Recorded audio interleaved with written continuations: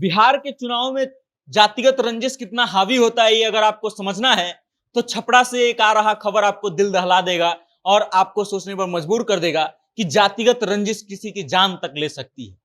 दरअसल छपरा में कल मतदान था और उसी दौरान तेलपा के एक बूथ पर डॉक्टर रोहिणी आचार्य अपने दलबल के साथ पहुंच गई और जब दलबल के साथ पहुंची तो कथित तौर पर यह कहा जा रहा है कि उनके समर्थकों के द्वारा वोट डाल के आ रहे लोगों से उनसे पूछा जा रहा था कि उन्होंने किसका मतदान किया और इस कारण से दो गुटों में झड़प हो गई। और पूरी खबर क्या है और पूरा मामला क्या है, क्या क्या हुआ, हम आपको विस्तार से बताएंगे। लेकिन उससे पहले नमस्कार, मेरा नाम वेद प्रकाश है, आप जनता जंक्शन देख रहे हैं, कैमरे के पीछे है विशाल। दरअसल छपरा में 5वें चरण में कल मतदान था और इस मतदान के दौरान तेलपा के एक बूथ पर रोहिणी आचार्य अपने दलबल के साथ पहुंच जाती है, अपने समर्थकों के साथ पहुंच जाती हैं। माना जाता है कि वो जो बूथ था वो राजपूत गढ़ था, यानी कि राजपूतों का वोट उस बूथ पर सबसे ज्यादा था। और इस कारण से जब रोहिणी आचार्य पहुंची और उनके समर्थकों के बारे में ये कथित तौर पर दावा किया जा रहा है कि वो वोट डाल के निकल रहे लोगों से ये पूछ रहे थे कि आपने किसको वोट डाला,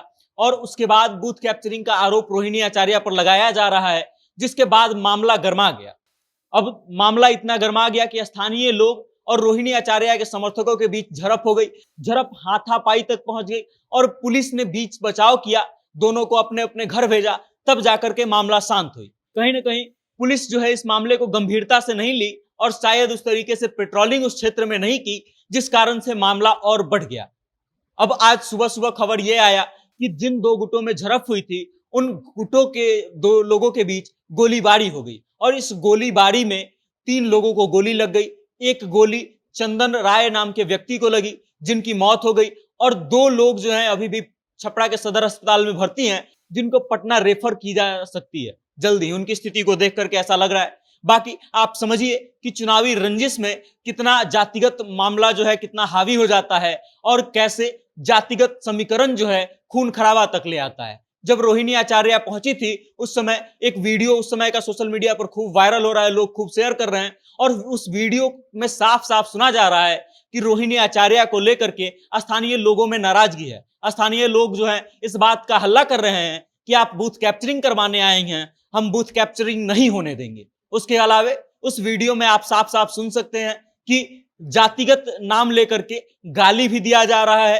एक विशेष जाति को टारगेट करके गाली दिया जा रहा है और उस गाली के कारण मामला धीरे धीरे इतना बढ़ जाता है कि मामला हाथापाई तक पहुंच जाती है और फिर पुलिस बीच बचाव करती है,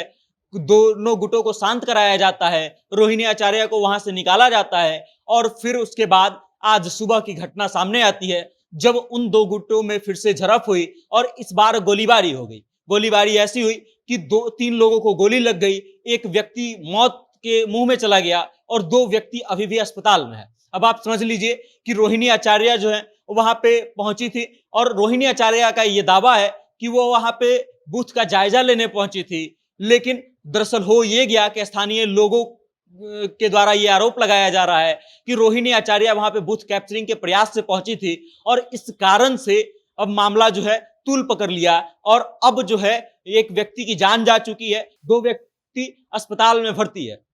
अब संभव यह है और कयास ये लगाया जा रहा है कि छपरा में एक बार फिर से इंटरनेट बंद की जाएगी और इस मामले को तूल पकड़ने से रोका जाएगा। बाकी इस वीडियो को लेकर के आप क्या सोचते हैं, चुनावी रंजिशों को लेकर के आप क्या सोचते हैं, आपकी क्या राय है, कमेंट के माध्यम से अपना विचार हम तक जरूर भेजिएगा और देखते रहिएगा जनता जंक्शन। बाकी जो कुछ अपडेट आएगा हम अब तक जरूर पहुंचाएंगे। बहुत बहुत धन्यवाद।